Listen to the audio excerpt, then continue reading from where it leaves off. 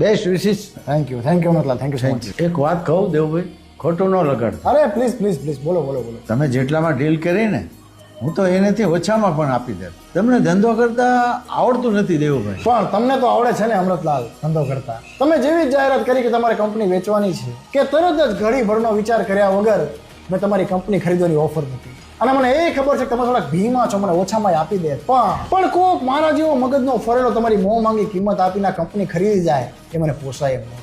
આટલું બધું એક કંપની ખરીદવા માટે કેમ? એક કંપની માટે નહીં અમૃતલાલ, તમારી જ કંપની માટે. કારણ કે તમારી કંપનીમાં ઘણા બધા ભણેલા ગણેલા કર્મચારીઓ કામ કરે અને એ કર્મચારીઓને ફરવા માટે તમારી કંપની ઘણી બધી બોલેરો ગાડીઓ હાયર કરે અને એ ગાડીમાં તમારા કંપનીના કર્મચારીઓ ફરે. અને એ ઘણી બધી બોલેરોમાંથી મારા પપ્પા એક બોલેરો ગાડી 12 વર્ષ સુધી ચલાવી અને 12 વર્ષ સુધી તમારા કંપનીના ભણેલા ગણેલા કર્મચારીઓ મારા પપ્પાને ડ્રાઈવર કહેતા અને મારા પપ્પાને તમારા કંપનીના ભણેલા ગણેલા કર્મચારીઓને સાહેબ કહેવું પડતું. પણ હવે અમૃતલાલ તમારા કંપનીના ભણેલા ગણેલા કર્મચારીઓ મારા પપ્પાને સાહેબ કહેશે.